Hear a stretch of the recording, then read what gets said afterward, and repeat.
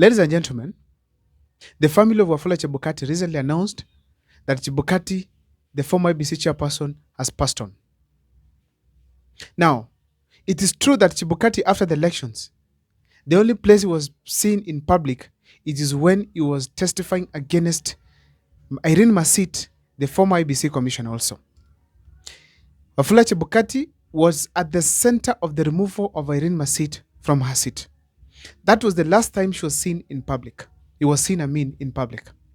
Ever since, there have been rumors that Chibukati was sick, admitted in a hospital, but there was no official communication with the family until his death. But according to what we have seen then, it is true Wafula Chibukati did not even have time to enjoy his retirement as a former IBC chairperson. Probably even if he had made a few coins from the entire time he was employed as an IBC chairperson, he did not get time to enjoy his retirement benefits. Very sad that he left the commission direct to the hospital bed. That was really sad, and I really feel for him. Now, the fact remains that after his death, Kenyans gave so many opinions about, even had so many reactions about his death. And on this video here today, I want to tell you guys that I've gone through some of the reactions of Kenyans, followed close what they were saying, and I was able to pick a few videos, and I want you to hear what these people are saying. But me, I cannot mourn Chibukati. I cannot mourn him. I'm saying important to the family, but me, I cannot mourn Chibukati. Just allow me, that is me. And that is my conscience. I cannot mourn him. Hata uniweke gani kwa kichwa, I cannot mourn him. Because of his reckless actions and fraudulent decisions at Bomas, we lost over 70 youths on these streets. Unataka uniambie, unataka mimi ni muone Chibukati? Yaani maisha ya Chibukati ni muhimu kushinda maisha yenye vijana waliuawa kwa sababu ya uamuzi wake. Mtu aliingia kwa room, IBC commissioners wengine wanamtafuta hawampati, amejifungia kwa choo, akatengeneza results, akatoka kama ameweka kwa koti, akasoma yeye peke yake, akafanya Cherera, akatoroka Kenya. Cherera hayaishi Kenya, wale Cherera 4 hawaishi Kenya, walitoroka. And then you are telling me to mourn Chibukati Shuan. Me, I cannot mourn him. And I cannot say rest in peace. If I've said that, I'm wrong. He should not rest in peace. He should not. He must not rest in peace. He caused trouble in this country. Vijana wetu waliuawa. Mpaka kutoka kwetu Vihiga vijana wawili walifurutwa kutoka Nyalenda Slum kwa nyumba ya wakilala. Oniango na Amulele kutoka Luanda sub county. They were clubbed to death kutoka Vihiga. Walikuwa wanaishi Nyalenda Slum. Wametoka kwa mjengo, wamelala usiku, wakafurutwa kutoka kwa nyumba, wakauawa because of the fraudulent actions of one Chibukati. Me, I cannot mourn him. Yeah, aende tu bila ataenda. From the videos, you can tell critically that it is true probably Chibukati could have done some things that did not augur well with most of the Kenyans. Because death is one of the painful things people can experience in this world. And if you find a Kenyan rejoicing about your death, that means probably there's something serious that you did. On this video here today, I want to take you through on 5 major mistakes I feel that Wafula Chibukati did that made Kenyans to react the way they are reacting towards his death. Number 1 in my list is this: failure to clean up the IBC commission after the nullification of election in 2017. I strongly feel that Chibukati had a lot to do after the process was confirmed that probably did not do everything according to the law. Apart from that, there were complaints that Kenyans were raising that probably there was rigging of elections. Therefore, Chibukati was to sit down and ask himself, is the Kenyan population confident with what IBC is going to do?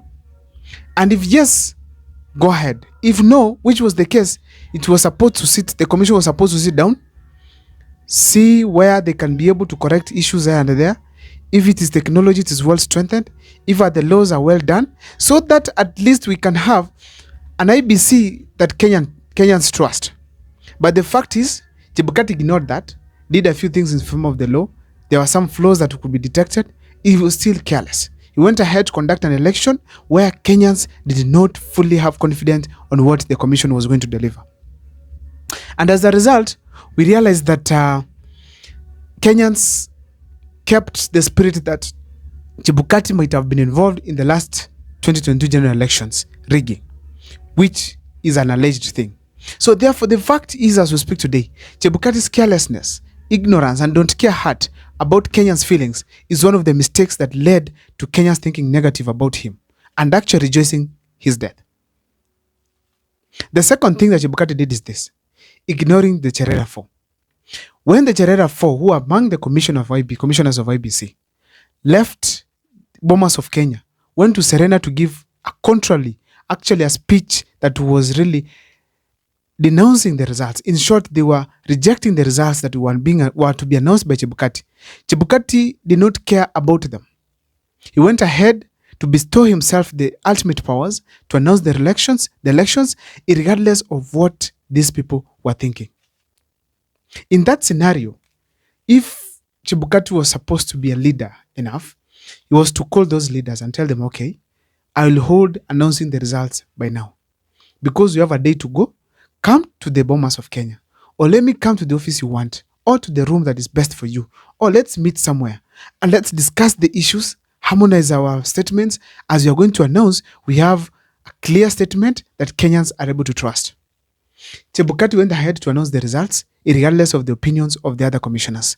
People doubted him from that point, that probably he was working with William Ruto. As a result, we had, of course, the results announced, Kenyans dissenting, giving dissent opinions. Some of them were agitated, and Kenyans have been crying about Chebukati all through until his death now, which was clear by some of the people happier with his punishment. So therefore, ignoring Cherera 4 was one of the biggest mistakes. Another mistake that Chebukati did is this. First of all, there was a lot of fear within the commission that people are being killed. We remember very well Chris Musando was brutally killed, where his hand was chopped off, and to an extent that his finger actually was chopped off, himself was tortured and killed, and his finger taken. This finger was eventually used probably to open one or two things I allege that, in the commission. Because what was the finger for? So the fact remains that Wafula Chebukati did not work with the government very well to ensure that all the IBC commissioners or maybe IBC employees are safe. In 2022, in Mbakasi, a returning officer, I think, passed on. He also disappeared and eventually got found killed. So that means very well that Chebukati did not care about the security of his people. He was just giving statements, but his people died. He did not take it upon himself to ensure at least we've had the IBC commissioners very safe. Then now people asking, why is Chebukati feeling safe while the other commissioners are dying? Remember in 2017, after the 2017 general elections, we had Rosalina Akombe leaving the country unceremoniously. He resigned and went to US. He resigned on his way to the airport. That means very well he resigned without even informing the IBC chairperson, which means she even doubted the IBC chairperson. She doubted him. So because if she could not disclose such information to him, that means that probably he was also part of the team that could have harmed him.